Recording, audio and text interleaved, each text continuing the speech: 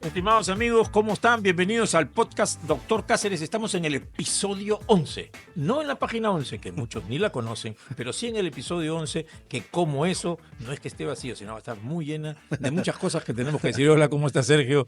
Bienvenido. Hola, Augusto. Acá, gracias a la atención de todos nuestros queridos amigos que nos ven por las redes, después de un intento de censura. Eso, Sí. qué bueno. No salimos miércoles, sino sábado, porque hubo un intento de censura. Pero felizmente ya está solucionado y seguimos todos los miércoles firmes. Bueno, vamos a hablar del Quijote, ¿no es cierto? Sí. Tenemos que hablar del Quijote precisamente por fechas como estas. Muy importante. Y además que dijo, el famoso Quijote dijo, bueno, Sancho, es que ladran, es porque estamos avanzando. Así ¿No es es. cierto? Así que Así ese es el tema. Así que tenemos un podcast muy interesante. Muy interesante. Y creo que debemos de iniciarlo. Así que Empezamos por el principio. empezamos por el número uno. Por el número uno. Y bueno, la noticia obviamente de la semana no podemos ser ajenos. No, sí, claro. La tristeza, al menos a los que somos católicos cristianos, nos llena de dolor, y a los que no lo son, al menos de reflexión. No, por supuesto, la partida del Papa Francisco es una partida, digamos, que ya muchos intuíamos, ¿no? Está enfermo Sí, verdaderamente, en ¿no? febrero entró al hospital y los mismos médicos relataron que lo tenían casi, tuvieron que rescatarlo casi de la muerte, ¿no? Sí, sí, sí. No, pero se había enfermado desde hacía un Sí, tiempo también. atrás, ¿no? Sí, está deteriorado, Se ¿no? le veía muy mermado en su salud, así que todos hubiéramos querido que camine muchos años más, pero tocó la despedida, está en este proceso ahora actualmente. Y bueno, ahora vienen siempre los comentarios y qué tanto podemos hablar de las cosas buenas que hizo el Papa Francisco y qué tantas cosas podríamos criticarle en un análisis exclusivamente extemporáneo, diría yo, porque el juicio que se le hace a las personas que fallecen, que han tenido un cargo importante, tiene que ser el juicio de la historia, es decir, más allá de las pasiones. No, a veces un juicio muy temprano es un juicio apasionado, tanto en favor o en contra, y yo creo que el solo haber llegado a ser el Santo Padre, o sea, haber sido elegido por los cardenales y por Dios en que dirija su iglesia y que lo haya hecho durante 12 años, es ya un mérito enorme para un sacerdote latinoamericano, argentino, vecino de nosotros, hincha de San Lorenzo, con todas las cosas buenas que hizo y cosas tampoco terrenales que hizo cuando fue este sacerdote, un hombre que a los 76 años, ¿no? 76 tenía, Sí. cuando asumió ser papa, venía con todo un bagaje de vida que 78. 78 tenía, ¿no? 78, 76 porque él ha sí, estado 12 años, 12 años. y ha Murió fallecido a los 88. 88. Es correcto, Entonces, 76. venía con todo un bagaje que le sirvió para poder dirigir una iglesia de más de 300 millones de fieles, Sí, ¿no? 600 creo en general. sí. Pero en general creo que tú, Sergio, tienes una opinión que es una opinión muy valuable en cuanto a lo que es No. No, vamos a decir, el pontificio o el pontificado de Francisco. bueno, para hacer un análisis creo que estamos muy pronto, ¿no? Está muy reciente. Los análisis históricos se entienden más con el paso de la historia, ¿no? Entonces yo creo que el pontificado de Francisco podremos evaluarlo tal vez en su magnitud, por sus secuelas, por lo bueno, por lo malo, en el tiempo, ¿no? En todo caso, lo que creo que hay que tener en cuenta es que el Papa tiene dos figuras en una misma, digamos, ¿no? No solamente es líder de una iglesia, sino también es líder de un Estado. Y es líder de una iglesia no chiquita, sino muy grande, y es líder de un Estado que, aunque en kilómetros cuadrados es muy pequeño, en influencia política, social, económica, mundialmente es muy reconocido.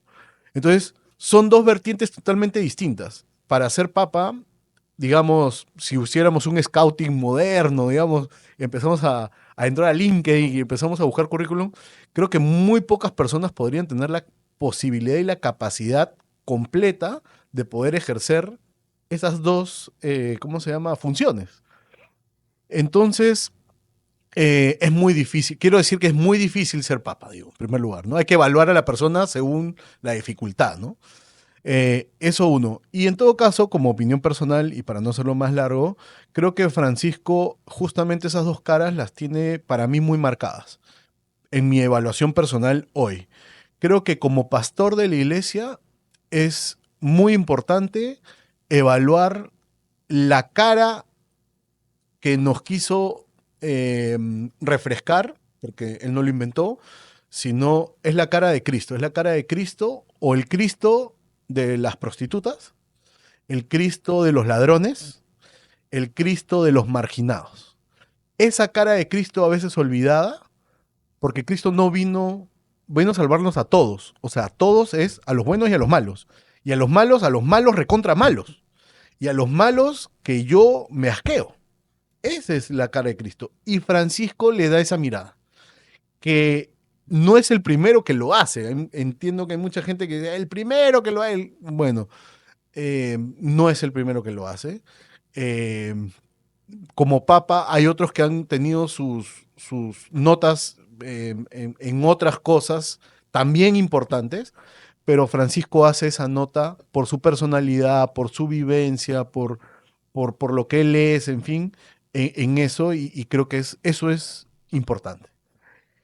Y finalmente, y la otra parte, que es la parte estadista, digamos, el Papa administrador de un Estado, que obviamente no es el único, hay gente alrededor que lo ayuda en esto.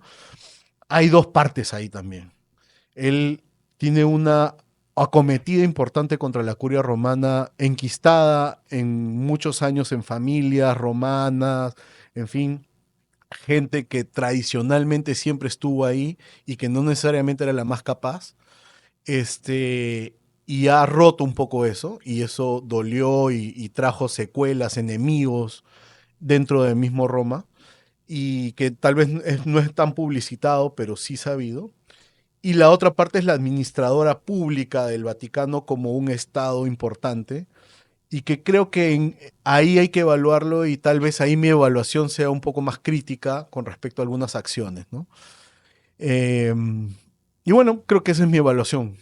Bueno, claro, es una evaluación importante de alguien conocedor de estos temas. Yo solamente puedo decirte mi apreciación personal, como voy a decir, totalmente extemporánea.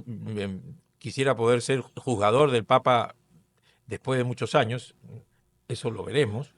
Pero lo que sí puedo decir es que a diferencia, por ejemplo, de Juan XXIII, que hizo una obra que en nuestros tiempos fue disruptiva, ¿no es cierto? Hubo un cambio en Concilio Vaticano II que fue muy importante, esto de que la misa, que es importante, que es el rito más importante, o uno de los más importantes, se emita en el idioma del pueblo donde se hacía antes, todo se hacía en latín. Aquí en la China, en Rusia y en Sebastopol y en cualquier otra parte del mundo, todo se hacía en latín.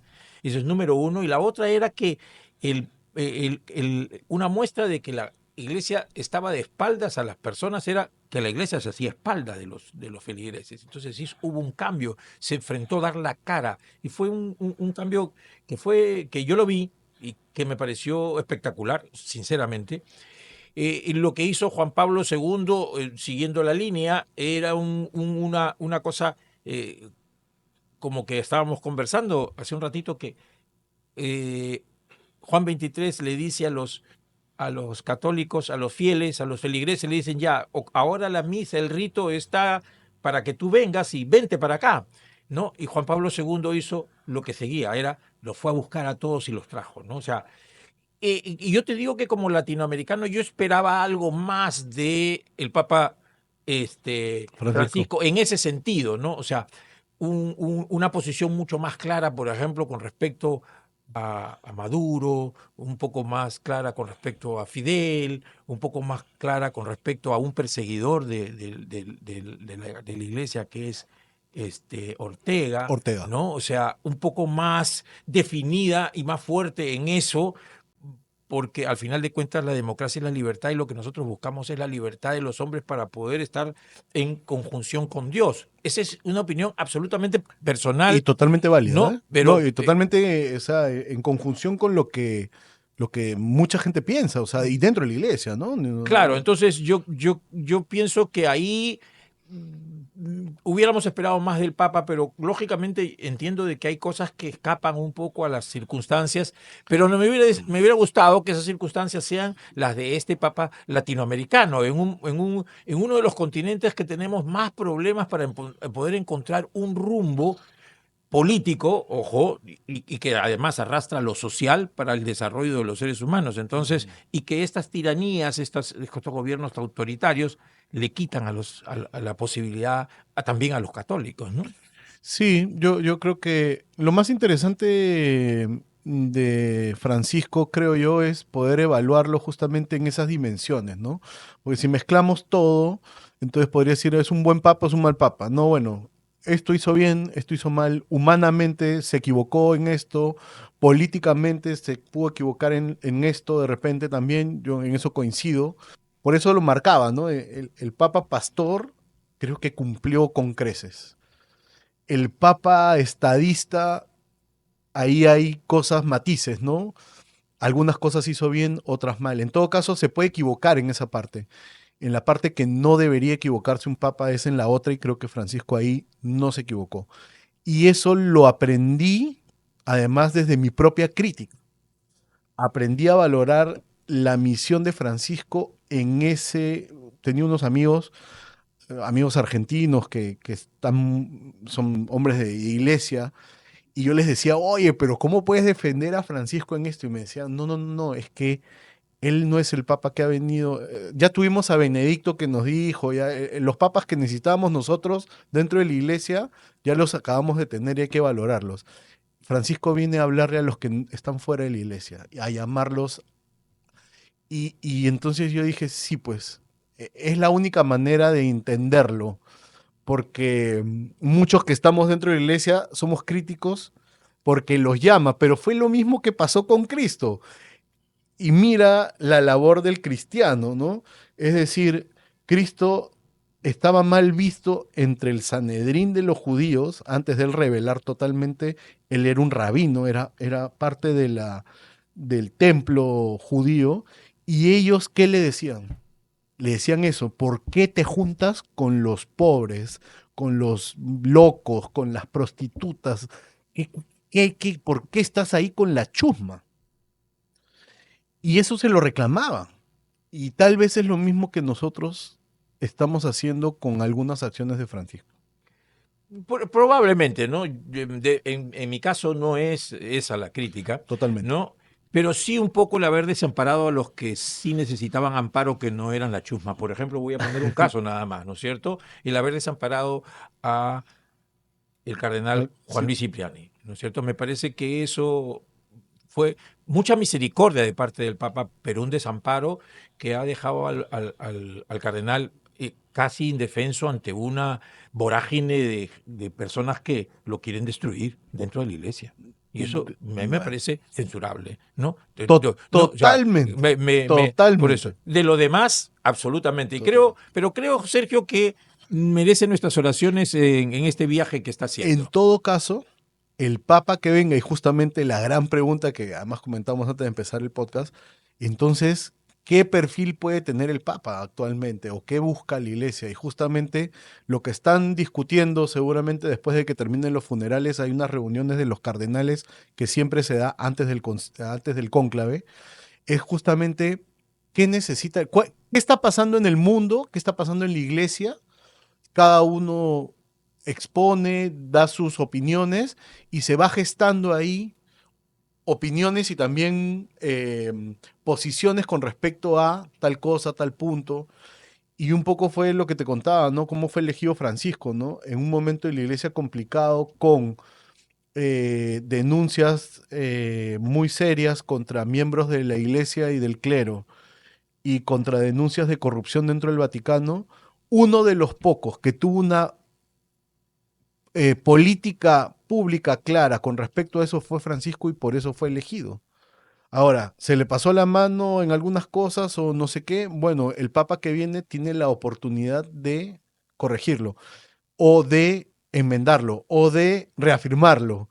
Entonces, eso se va a discutir o se va a discutir en los siguientes días y consecuencia de esa discusión será producto del nuevo papa inspirado por el Espíritu Santo. No solamente por una Sí. posición política, ¿no? Yo creo, y voy a hacer un- un- solamente una opinión al respecto de Sí, son qué papa opiniones es lo que personales. necesitamos. Yo ¿Ya? creo que necesitamos un papa que conjugue lo de los últimos papas. Un poco de Juan XXIII, otro poco de Juan Pablo II, algo de Benedicto XVI y algo de Francisco. Creo que de repente. Bueno, sería Y por qué un no de Paulo? superpapa. Y por qué no de Paulo VI, que también es un papa que se ha dejado de lado, pero es un papa muy importante en un Claro. momento también significativo de la historia. Entonces, creo que el nuevo papa debería de tener una visión más o menos de como parte de poder afrontar los nuevos retos que tiene la humanidad y que tiene la iglesia para tener un líder que conduzca a la humanidad. Estamos en el camino ya para conducirnos al próximo siglo. O sea, la iglesia tiene que conducirnos al próximo siglo de una manera que no se rompa ni la religiosidad ni se pierda la espiritualidad, o al revés, no se pierda la religiosidad y no se rompa la espiritualidad. Entonces, al final de cuentas, ese es un camino que tienen que seguir los próximos papas que vengan. Seguramente que sí, lo va a hacer, estoy seguro de que sí, con sus matices personales, con sus errores, con sus cosas buenas, malas. Y lo interesante es que el camino de la iglesia tiene 2000 años y seguirá hasta el fin de los tiempos. Entonces, no empieza ni termina con Francisco. No, claro que no. Y como digo, ¿no? Y te comentaba, mucha gente está tratando de poner, ahí viene la famosa frase, más papistas que el Papa, ¿no? Está tratando de poner frases como, él fue el primero que ha visto a los pobres. No, pues no es cierto, pues la iglesia tiene 2000 años haciendo lo mismo. No, es el primero que hizo gestos. No, pues la iglesia es una historia más rica. Francisco es una parte de esa historia riquísima de la iglesia que tiene 2000 años. Y si vamos al Antiguo Testamento es desde siempre, ¿no? Entonces la historia de la iglesia que es de Dios es muy rica para poder definirla en que hoy es el primero, es el mejor, es el peor. No, no, no. No, lo único que deseamos, creo yo, que el próximo papa que venga nos lleve por el buen camino, Estoy ¿no? seguro que así va a ser. En esta terrible lucha que vivimos los seres humanos entre el bien y el mal, nos haga caminar buscando siempre el bien Por de supuesto que todos, sí. ¿no? Así que ese es nuestro mensaje Así sea final. y hay que rezar. Por supuesto, Bueno, hay que rezar. hay que hacerlo y con mucha intensidad. Por supuesto que sí. Bueno, y pasando al siguiente tema, que es muy importante recordarlo, es que un 5 de abril de 1879 marcó también un derrotero en la historia del Perú. Creo que hay así como la República, ¿no? La independencia de San Martín es un antes y un después. Creo que ese 5 de abril de 1879, en la declaración de guerra de Chile al Perú, lamentablemente marca un antes y un después en la historia y lo hemos tratado muchas veces casi con cada personaje de nuestra historia y con cada análisis que hacemos en este podcast y que fue no el camino más feliz de nuestra historia, ¿no? No, claro, creo que es una, Este este, perdón, es un recorte de un diario chileno, sí, ¿no? sí, claro. Haciendo justamente hincapié en que la guerra está declarada oficialmente, ¿no? Claro, De parte de ellos. por eso dice, pues, ¿no? La guerra ha sido declarada a pesar de que la palabra amiga de Perú ha sido rechazada, ¿no? O sea, yo creo, y esto ya es una apreciación histórica, y sí podemos hacer ahora un juzgamiento Sí, histórico de los claro. Ya acontecimientos, pasó tiempo. así es, ya pasó 140 y tantos años, es Chile se venía preparando para esta guerra. Esta guerra era indefectible. Lo que pasa es que los peruanos teníamos los ojos puestos en la espalda. No nos habíamos dado cuenta del proceso en el cual estaba Chile desde hacía mucho tiempo atrás. Es desde la famosa doctrina de Diego Portales, cómo fue Chile preparando el camino para poder someter al Perú y el camino este camino se encuentra precisamente en Tarapacá y en Antofagasta, porque se encuentra el salitre en 1860, antes, ¿no? Pero en 1860 ya se comienza a fabricar con mayor intensidad y en 1869 era uno de los 69, era uno de los productos importantes. El 72 se convierte en un producto muy importante y ya la riqueza del Perú no estaba en el Guano de las Islas, que estaba distante miles de millas de Santiago, sino estaba mucho más cerca, estaba a 400 kilómetros de la frontera, que era Tarapacá, y lo tenían muy cerca en Antofagasta. Entonces, Chile se prepara militarmente muy intensamente, por lo menos durante los 10 años anteriores a la guerra, y encuentran el pretexto de esas torpezas que cometen nuestros gobernantes en el camino, que fue hacer una alianza para poder eh, respaldar a Bolivia, que Bolivia prácticamente le había entregado a Antofagasta a los chilenos. Antofagasta estaba en manos de los chilenos y estaba manejada por los chilenos, hasta el administrador político de Antofagasta era chileno. Y nosotros salimos en tratar de apoyar a los bolivianos. Y bajo ese pretexto, Chile nos declara la guerra, pero ya la tenían muy bien preparada, estaba muy bien encaminada. Probablemente el plan y la estrategia ya estaban hechos, pero no le salió tan fácil, no se cumplió tan fácil, ¿no? El 5 de abril nos declaran la guerra, pero solamente 6 meses después, ellos, cuando en el combate de Angamos, en 8 de octubre de 1879, es capturado el Huáscar y muerto sus oficiales junto con Miguel Grau, es que pueden empezar la invasión verdaderamente. Y todo ese tiempo, esos 6 meses, no nos sirvió para podernos preparar adecuadamente, pero también hubieron algunas cosas que en la historia de la guerra con Chile, no les hizo el camino tan sencillo a todo lo que ellos se habían preparado, y para eso hemos hecho algunas investigaciones, y hay un libro que estamos próximos a, a publicar, en el cual les ofrecemos que se lo vamos a dar en primicia para que ustedes lo puedan leer con detenimiento. Pero ese 5 de abril nos declara Chile la guerra a nosotros por ese famoso, como pretexto, ese famoso tema el pacto secreto entre Perú y Bolivia, que al final de cuentas, Sergio, también se instó a que Argentina entre al pacto con Bolivia y Perú, y Argentina al principio lo aprobó y después se retractó por una cosa muy importante. Argentina tenía un tema de lo que era el sur en la Patagonia con los chilenos, Ujú. ¿no?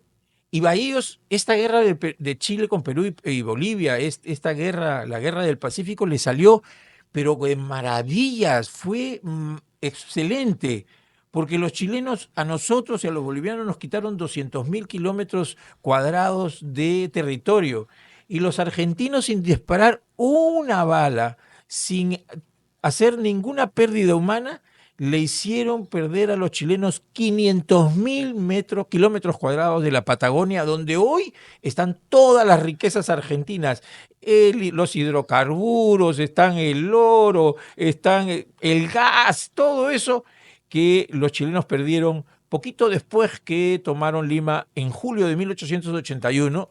El 21 de perdón, en enero de 1881 ellos invaden Lima, se pierde la batalla de San Juan y Miraflores entre el 14 y el 16 de enero, y ellos pierden la Patagonia el 21 de julio de ese mismo año, porque si iban a defenderse de los argentinos tenían que abandonar todo lo que habían ganado, pero ganaron pero perdieron. Eso fue al final de cuentas. Esta declaratoria de guerra, al final los chilenos ganaron pero perdieron, porque perdieron más de lo que ganaron. Claro. No, y además, las cuentas de lo que iban a ganar del salitre se la llevaron los ingleses. Pero claro, por eso mismo, no sé, ellos hipotecaron pero fue por eso, fue históricamente viéndolo, ese fue un error enorme de sus dirigentes, una falta de visión enorme de sus dirigentes, porque si bien es cierto, nos ganaron y hoy día tienen cobre, pero todo lo que tendrían, porque también tienen cobre en Chile, o sea, en el propio Sí, sí. territorio de Chile, todo lo que tendrían hoy en día de haber defendido la Patagonia, por lo menos no hubieran perdido 500.000, pues hubieran perdido algo menos si tuvieran parte de las riquezas que hoy día disfruta Argentina. Es correcto.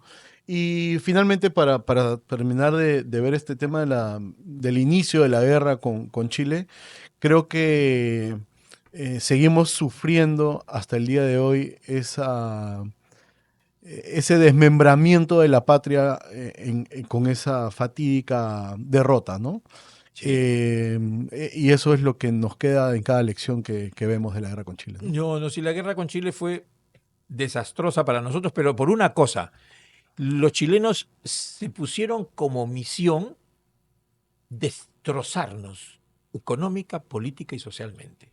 O sea, la única forma como los peruanos no podíamos después intentar recuperar el territorio perdido era que ellos nos rompieran el espinazo, nos doblegaran totalmente. Y ellos emprendieron todos sus esfuerzos, se hipotecaron a los ingleses, perdieron la Patagonia, pero a nosotros nos dieron una destrucción Una paliza. y moral, ¿no? Que nos es difícil ahora, aunque muchos dicen eso ya pasó, sí, claro, pero no nos hemos recuperado porque el Perú no ha logrado esa unidad, no ha logrado ese camino de encontrar la reconciliación nacional y en nuestra identidad nacional el camino para poder afianzar nuestros valores democráticos y republicanos y poder salir adelante en un país que necesita tanto del trabajo mancomunado de todos. Si no, veamos hoy día 43 partidos políticos que se pelean por tener una elección en donde va a ser una locura el 2026. Ese es el rezago de este desorden, de esta fragmentación que vive el Perú. Un acápite Sí, sobre lo que sí. acabas de decir.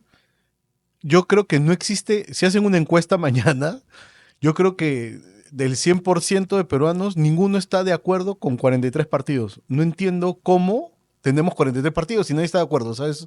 Es una locura. Pero Sí, bueno, sí, claro, es que nuestros dirigentes son los peores. O sea, los dirigentes chilenos se equivocaron porque perdieron más de lo que ganaron. Nosotros nos equivocamos, nuestros dirigentes se equivocaron porque nosotros perdimos, pero no ganamos nada. claro, Perdimos todo, perdimos todo. Nuestros dirigentes perdieron todo. todo. Así que, ojo, ¿ah? Y eso fue lo que nos dejaron, una nación arrasada. Pero Y en fin, eso es una lección histórica. Por eso es que es importante revisar la historia para no volver a cometer esos errores nunca más y trabajar por algo que es importantísimo, la identidad nacional, la unidad de los peruanos, de trabajar para juntarnos, no para dividirnos, de trabajar para forjar unidos desde todo el Perú un país que camine por objetivos en común, hacer un proyecto nacional que nos involucre a todos. Si eso no se logra, va a ser muy difícil los próximos años que les vamos a dejar, esa es la herencia que le estamos dejando a nuestros hijos y a nuestros nietos. Ojo. así es.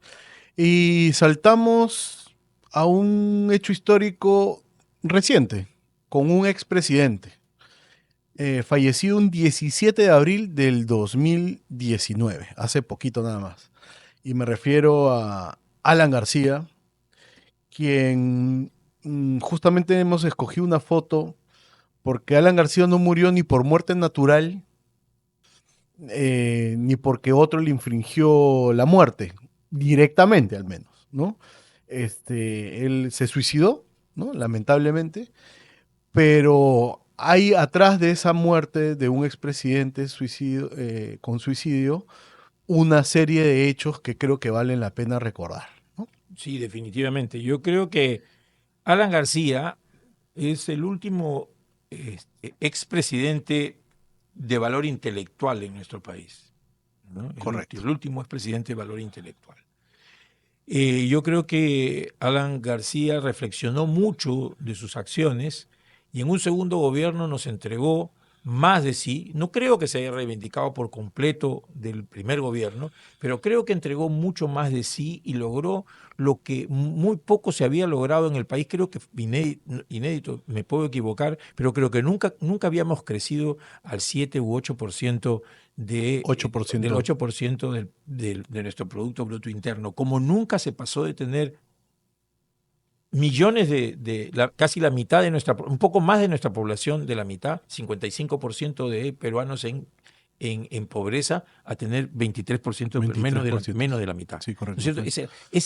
Eso de ahí fue un logro de este hombre que hoy en día está, pues, con las pasiones de los momentos, se olvida un poco de que yo creo que hay que reivindicarlo, y sobre todo porque hoy en día estamos dentro de una república vengativa, absolutamente achorada, que lo único que hace es buscar que vengarse de todos aquellos que han ejercen la política, de todos, sin excepción. Sin excepción. Sin excepción. Ya los perros se han soltado, ya esta jauría es incontrolable. Ya no hay matices políticos. No, Acá el que llega hay que destruirlo, y destruirlo es mandarlo a la cárcel. Así es, ¿no? Donde yo pienso, y me puedo equivocar, podría ser, hay que hablar en podría ser, que todo esto se puso en manos de una persona enajenada.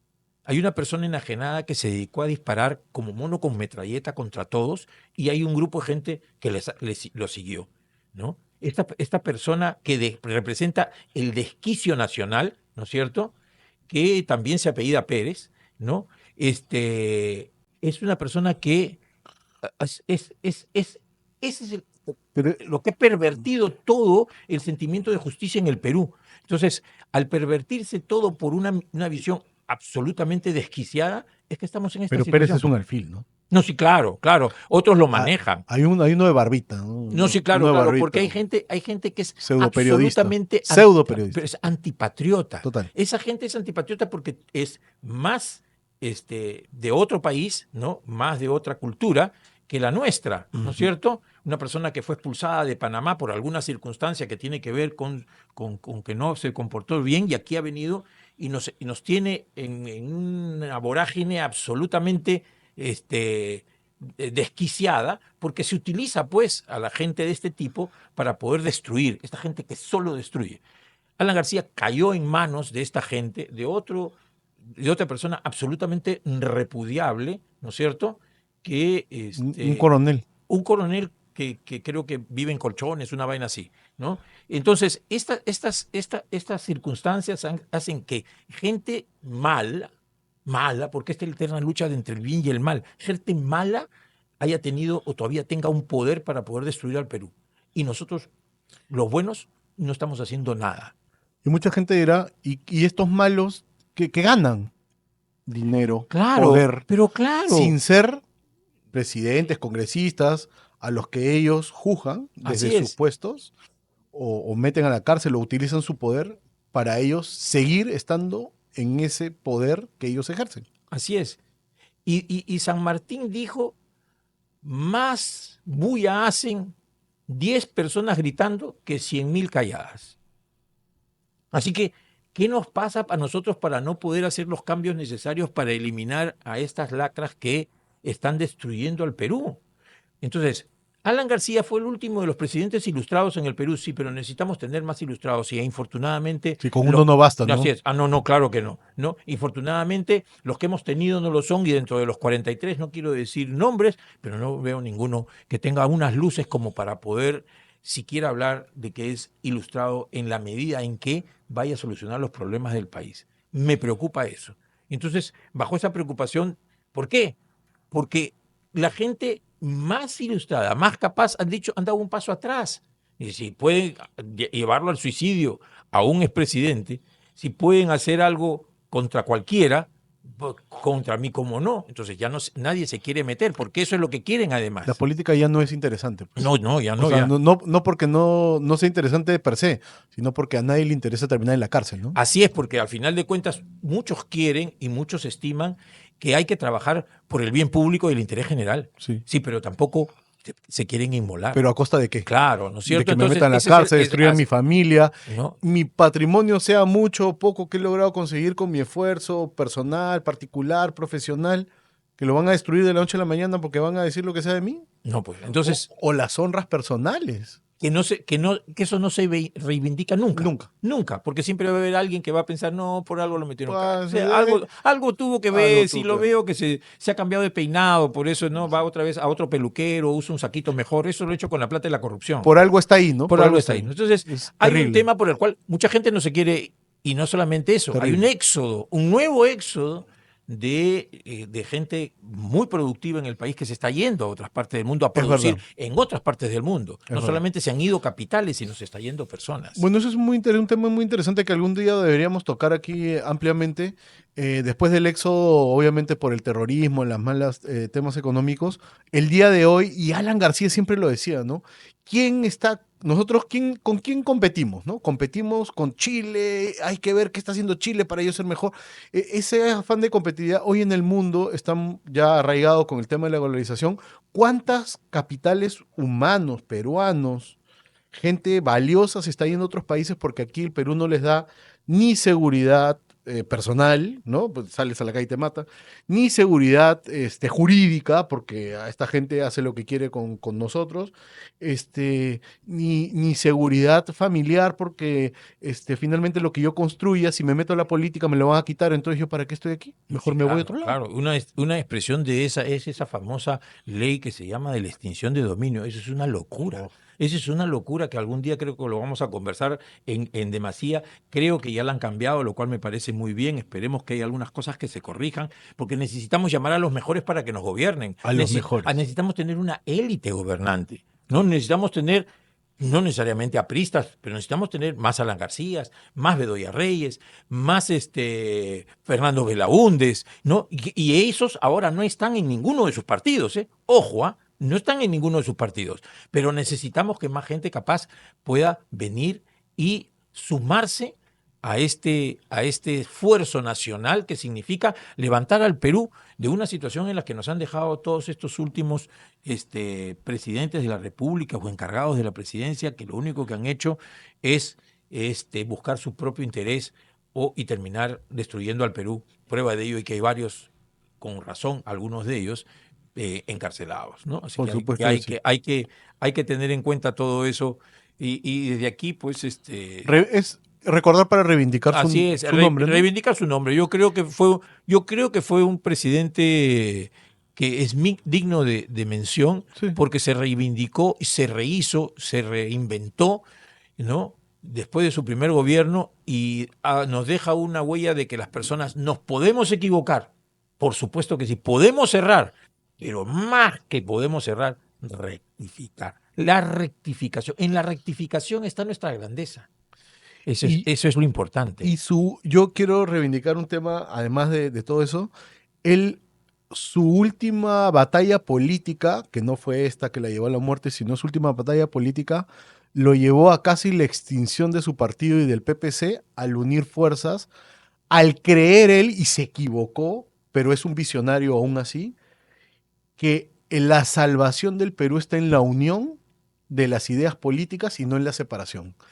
Y nos dio una gran lección que todavía no ha sido valorada, ni investigada, ni bien ponderada, de decir, cuando un partido aprista con historia y el partido PPC, que no se parece en nada al aprismo, se juntaron para una elección y que fracasaron, es la temperatura política de cómo estamos, cómo está compuesto hoy día, y por eso hoy día tenemos, o sea, preferimos 43 don nadies a la posibilidad de dos partidos históricos juntos en el poder. Esa es la gran lección que nos da Dios. Lamentable, Es ¿no? que la mediocridad ha invadido los partidos Mm, políticos. La chauchilla nos ha gobernado, ¿no? O sea, exacto. este es y si vemos nosotros en medio de personas súper honorables, pero cuyas capacidades para gobernarnos el Perú están sumamente cuestionadas, ¿no? Sí, O sea, claro. no es por nada, pero sin menoscabo de su honorabilidad, pero sus capacidades deberían de serlos y dedicarlos a otros menesteres. Totalmente. Bueno, y saltamos a un hombre que nos deja muchas lecciones, y muchas lecciones de las buenas, digamos, ¿no? Pedro Abraham Valdelomar Pinto, nacido en Ica el 27 de abril de 1888 y murió un 3 de noviembre de 1919 en Ayacucho. Narrador, poeta, periodista, dibujante, ensayista y dramaturgo peruano. Un hombre completo desde el punto de vista artístico y también desde el punto de vista humanístico, creo, Sí, ¿no? sí, se nos murió joven también Se fue joven, sí. Abraham Valdelomar. que muchos lo conocerán por su obra, pues cumbre, porque por todos lados está el famoso Caballero Carmelo, Sí, correcto. pero tiene una oración a la bandera que no la tengo a la mano, pero que yo he leído que es fabulosa y los insto a ustedes que la busquen para que la puedan leer. Es una oración que muestra un patriotismo verdaderamente muy, muy lindo y que creo que en estos momentos de tribulación de los peruanos, en los cuales ser peruano es ponerse la camiseta de la selección, leer verdaderamente ser peruano sería tener un poco de lo que él puso en su famosa oración a la bandera. Bandera ala a la victoria, puro símbolo de libertad, nido caliente de leyendas, yerma fecunda de viriles frutos, meta ideal de las claras conciencias, bandera ala a la victoria. Y sigue. Y sigue, porque es un poema largo, muy lindo. Y se lo recomiendo leer, amigos, este personaje que se fue tempranamente y que era un hombre polifacético, grande, Agarrán Valdemar. Por supuesto que sí. Y volvemos a recordar otro pequeño pasaje de la historia del Perú referente a la guerra con Chile que ya habíamos estado tratando, y es la defensa de Carato en Chupaca, un 19 de abril de 1882, una de las defensas en la zona de Junín de la resistencia peruana, y que hemos seleccionado una foto porque es una de las pocas recreaciones que se da todos los años, muy interesante. Hay que ir los 17, aunque la fecha es 19, los 17 se hace, en Chupaca todavía se hace la representación con gente ahí del lugar. Muy interesante porque es justamente lo que reivindica lo que siempre buscamos, ¿no? No, sí, claro, esta inmolación, esta batalla de Chupaca, se da ya en la segunda parte de la historia de la guerra con Chile, que es la campaña de la Breña que dirigía Andrés Avelino Cáceres, en la cual era la población la que se enfrentaba básicamente con lo que ya quedaba digamos, los restos del ejército peruano. Y esta es una historia en la cual 400 peruanos, 400 personas de Chupaca, chupaqueños, Sí. se enfrentan a una columna, un ejército de 1200 hombres. 1200 armados, porque los chilenos estaban por todos lados armados hasta los dientes, ¿no? Y pues se inmolan en defensa de su pueblo, porque la orden era tomar el pueblo, destruir el pueblo, violar a sus mujeres. Era la orden que era una orden general en el ejército chileno para poder someterlos, pero nunca los llegaron a someter, y esa es la historia viril de Chupaca en estas circunstancias. Bueno, recordamos a todos los valientes peruanos que salieron legítimamente a defender sus casas. Así es. Su territorio peruano, pero su tierra, su terruño, la identidad con su terruño. Correcto. Y recordamos también el nacimiento de una santa mística. El 20 de abril de 1586 nació Santa Rosa de Lima, tal vez la santa más querida, más popular, también no, claro. de todos los santos que tenemos, que no son pocos.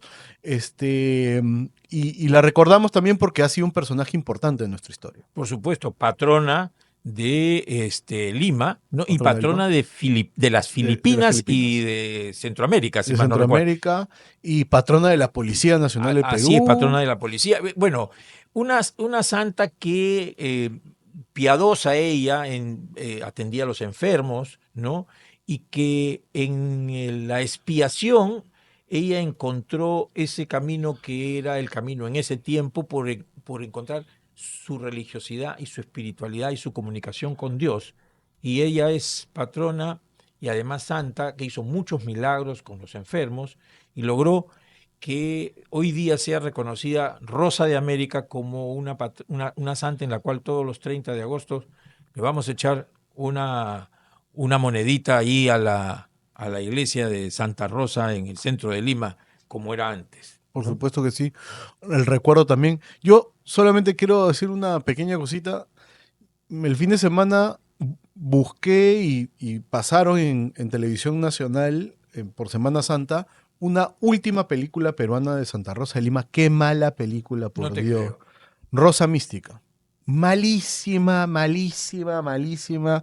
Cero recomendable. En todo caso, el que la quiera ver, mírela con ojos críticos porque no solamente una mala representación de la vida de Santa Rosa, sino una muy, o sea, es decir, en fotografía, elementos ya cinematográficos muy mal lograda, lamentablemente.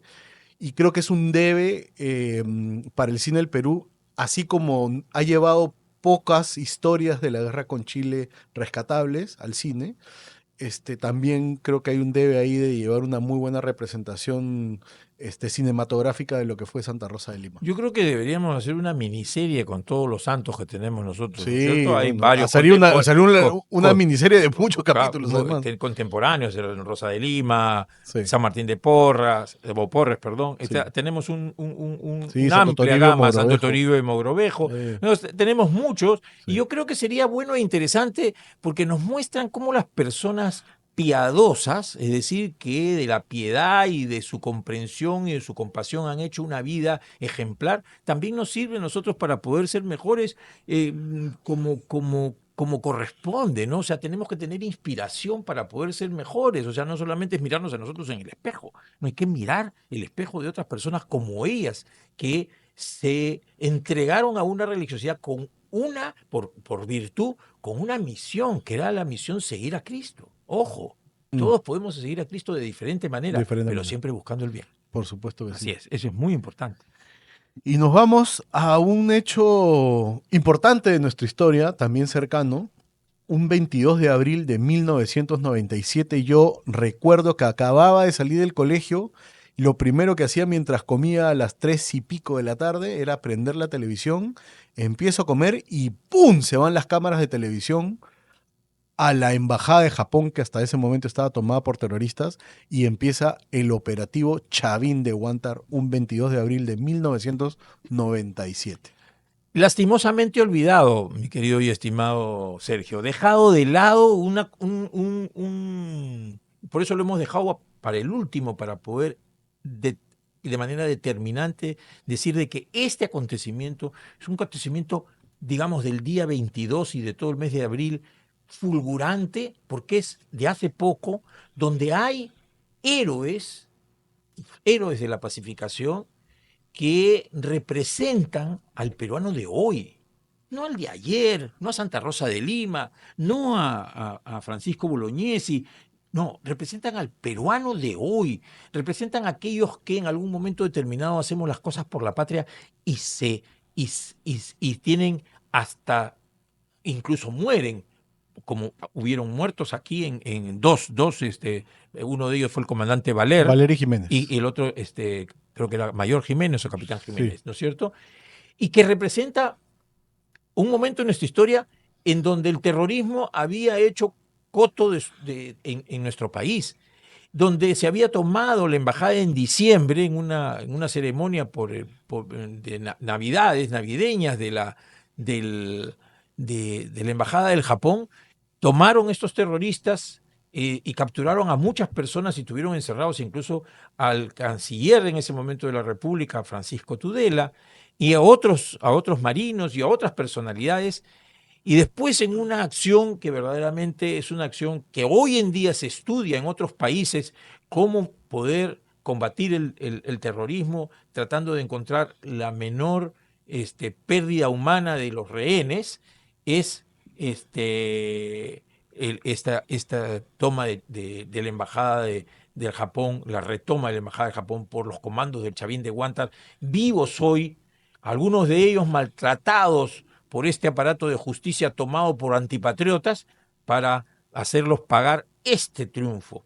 Y desde aquí mi saludo y solidaridad a todos y cada uno de ellos en este hoy día en que se cumple su acción heroica, que deberíamos de recordar siempre, y a esos Néstor Serpa Cartolini y todos aquellos que estuvieron ahí para tomar, secuestrar. El peor de los crímenes es el secuestro, y más sobre todo si es un secuestro que trata de destruir a las personas. Así que mi homenaje a a los héroes de Chavín de Huántar. Totalmente de acuerdo contigo, Augusto. Además, eh, no solo tú, muchas personas que han estado en la política han reconocido públicamente, con ceremonias, tú también lo hiciste, a cada uno de ellos y también a los que planificaron o estuvieron de alguna manera, no dentro del comando, como por ejemplo el almirante Giampetti fundamental dentro de la embajada, recordar a los caídos, a los muertos, ¿no? A Valer y a Jiménez, ¿no? Y después de la operación a todos los que han sufrido porque los siguen persiguiendo hasta el día de hoy, tienen investigación abierta. No investigación abierta. O Es sea, una locura. tienen que ir a firmar. Es una locura. Eso es una locura. Este es el país de esa justicia que nosotros precisamente hoy recusamos, ¿no? Y también quiero aquí yo recordar la acción de dos personajes que fueron importantes en este logro de la retoma de la embajada, que fueron el presidente Fujimori, Por que hay que supuesto. reconocer la actitud y toda la planificación pasó por él, así que hay que reconocerle al presidente Fujimori ¿No? este logro. El valor. Así es, por supuesto. El valor. ¿No? Y el cardenal Cipriani. Por ¿No es supuesto. cierto? Que un valor importantísimo, porque además de peruanos, además de humanistas, son patriotas. O sea, la patria se defiende de esta manera. Y esta es la forma en la cual tenemos que mostrárselo para que las nuevas generaciones sepan de que hay circunstancias en las cuales hay que tomar decisiones y hay que tomar decisiones con valentía, pensando en el Perú, pensando en la patria. Y esta fue una de ellas. Por supuesto que sí. Y para seguir dándole un homenaje a los comandos Chavín de Huántar y a los gestores de Chavín de Huántar, que no solamente fue el presidente Fujimori, yo creo que hay que recordar también que en ese momento hubieron traidores. Y todos recordamos la famosa portada del diario La República acusando, ¿no? Acusete, con los niños, ¿no? Ay, qué acusete, ¿no? Develando por el solo hecho de tener una primicia, aún así teniéndola, existe el deber no solo de publicar, sino también el deber de callar algunas cosas, ¿no? Y ellos no lo hicieron, prefirieron mostrar el plan públicamente, denunciar supuestamente el plan, y ahí se ve que un medio de comunicación no solamente tiene el deber de informar, sino también de informar para qué. Así es. Y ese para qué, si no existe, entonces es traición también. Los dueños del diario son los principales responsables. Y estamos hablando que no son patriotas. En ese caso, son antipatriotas. Por supuesto. Entonces, estas cosas tienen que recordarse, para que cada letra que leamos en ese diario, cada noticia que veamos, cada comentario que veamos, tenemos que relacionarlos con esa circunstancia, porque ellos son capaces de hacer eso una y otra y otra y otra vez, sin medida y sin control. Por eso es que cuando esa gente tiene preponderancia, lo único que busca es destruir a la patria. Y eso es lo que nosotros tenemos que trabajar, es por construir patria, por construir nación, por construir ciudadanía, por construir un Perú mejor, en libertad, en democracia, y recordando siempre a las personas que la hicieron, que se fajaron y que sufrieron y que murieron o que no murieron, pero que trabajaron duro por nuestro país, con sus aciertos y sus errores, porque somos humanos, y humano es errar. Divino es perdonar, pero también humano es reivindicarse corrigiendo sus errores. Y ese de ahí tiene que ser el camino que tenemos que seguir. Nunca vamos a hacer todo bien. Siempre va a haber algo en que nos podemos errar, pero siempre podemos corregir. Y por eso es que una de las cosas que nos mueve en este programa es traerles eso con nuestras opiniones. Ustedes podrán estar de acuerdo o en desacuerdo. Bienvenidas son en sus comentarios, mis queridos amigos. Y si algún día ustedes quieren decir algunos comentarios, pues avísennos y aquí los tendremos y haremos un rico y sabroso programa conociendo también lo que ustedes piensan acerca de las cosas que nosotros pensamos y se las exponemos. Por supuesto que sea gusto, así que nada, el saludo final para nuestros seguidores, nada más. Así es, un abrazo para todos. Este ha sido un hermoso podcast, episodio 11, y nos vemos en el 12º episodio, que estará mejor que este. Un abrazo, Sergio. Por supuesto que sí, chao, muchas gracias.